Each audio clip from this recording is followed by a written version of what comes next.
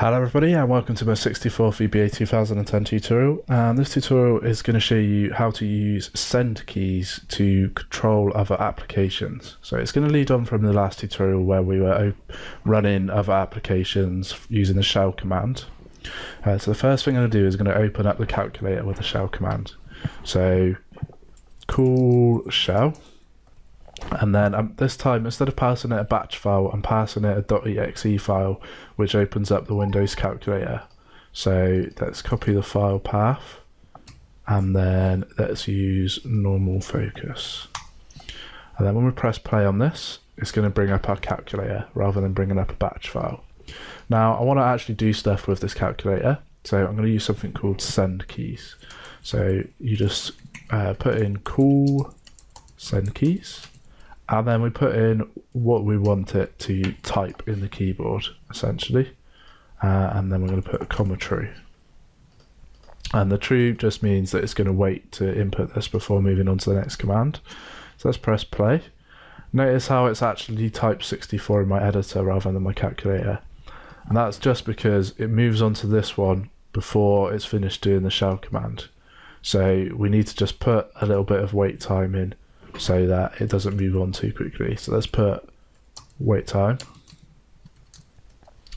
and then we have this function here called wait time that I'm using, and you put in a number of milliseconds and it just adds them on to the application.wait function and works out how much extra time.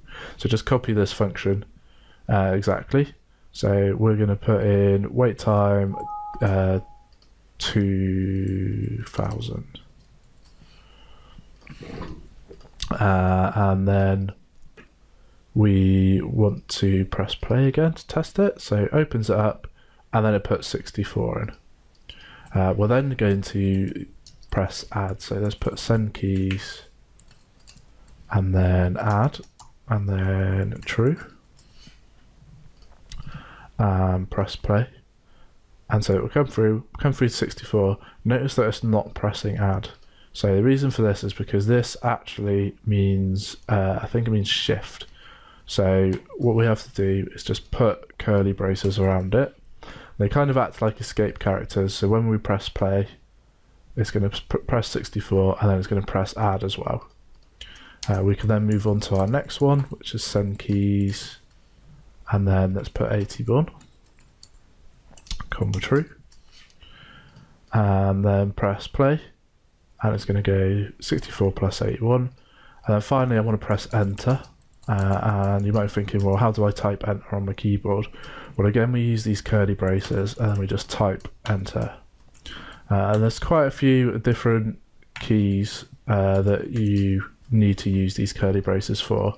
If you go onto your Sendkeys and press shift F1, then it'll bring up your help document, and on here we have a list of all of the different things that you need to use curly braces for.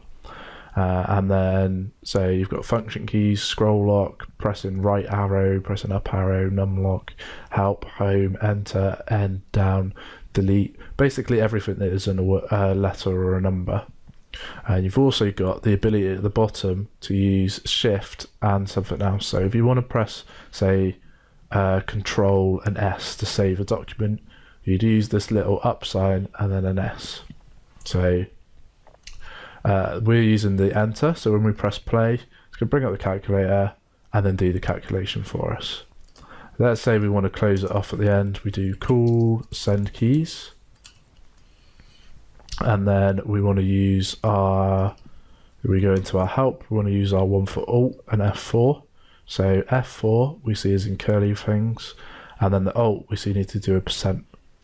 So let's go %, and then F4, comma true. And then let's just wait 2 seconds before doing that, because otherwise it's just going to close it straight away. So let's press play, and it's going to do our calculation. 2 seconds later, it's going to close down the calculator. And that is essentially how you use Sendkeys. What I want to do next is I actually want to open up two applications. I'm going to switch between the two. So I'm not going to close it down. What I'm going to do instead is I'm going to do a control, which is up button like this, and then C to copy what's in the calculator. I'm then going to use the shell command again, but with this file path 2 that's going to open up Notepad. So let's do call shell and then file path 2, comma VB normal focus, close bracket. And then I'm going to do another wait time of 2 seconds. And then I'm going to call Sendkeys. And then this time I want to do Control and V to paste. Commentary. And then let's press play on this. So it's going to open up calculator, do the calculation, load up Notepad, paste it in. 145. Bada bing, bada boom.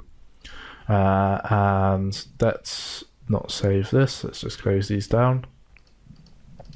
So that is how you open up 2. What if we then want to switch back into the calculator and do another calculation? We don't want to just open up a new calculation because then we'll have loads open. So we want to be able to reference this one back here. So instead of using a call function on our shell command, we're actually going to assign the function to a variable. So I'm going to assign it to calc ID and then equals the shell command. And now what calc ID is going to store is it's going to store kind of a reference to this command. So now we've done our pasting in, we can put in some wait time and then get our calc ID and go call app activate, open bracket, pass it as the title parameter, the calc ID, and then let's put wait as false. And we put wait as false in this case because it means a slightly different thing, and if you put true it's going to wait until you come back into here to start off this bit. So if you put true it waits until it's back in the editor before it carries on running, which we don't want it to do. We want it to run straight away, so put false. We're then going to wait another 2 seconds. I actually think we're going to put 1 second around this app activate, make it go a little bit faster. And then we're going to send another calculation similar to this one. So Control C and paste it down here. And so this time let's do 21 plus 45. And that all looks good to me. And then similarly to how we got the ID for the calculator, I'm going to make a Notepad ID and then I'm going to app activate down here and put some wait time in. Oh, and we're going off the screen and put some more wait time in. And then we want to change this to our Notepad ID. And then when we come back into here, we just want to do the Control V again.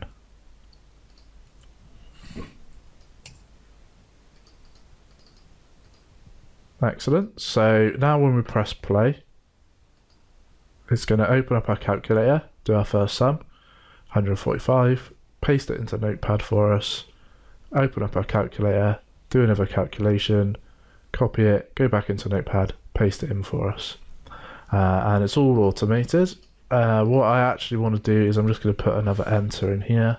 So let's copy our enter one and put it in. So it goes on to the next line. So let's just play this again. So it does the calculation, opens up Notepad, pastes our calculation in, goes back into calculator, does another one, goes back into Notepad, press enter and puts the extra calculation in. And obviously you can keep going and you can make it run for as long as you want. And you can also use if statements, loops, whatever to draw information out of your spreadsheet, put it into various applications, and then bring it back into your code or put it into other applications. We could do loops, so we could keep going over and over and over again, put loads of stuff into Notepad, things like that. It doesn't have to be Notepad in the calculator, it can be any .exe application. Just remember that you want to be putting true on your send keys, false on your app activates, and then using your wait time in between to make sure an appropriate amount of time is being waited between the individual kind of commands, because otherwise you'll start writing in places you don't want to write, and then you're going to have all kinds of pain. So that is going to be it for this tutorial. Thanks for listening. I know it was quite a long one. In the next few tutorials, I'm going to start showing you how to use objects in VBA. So this is going to be really powerful and quite complicated. So get your thinking hats ready, and I hope to catch you in the next tutorial.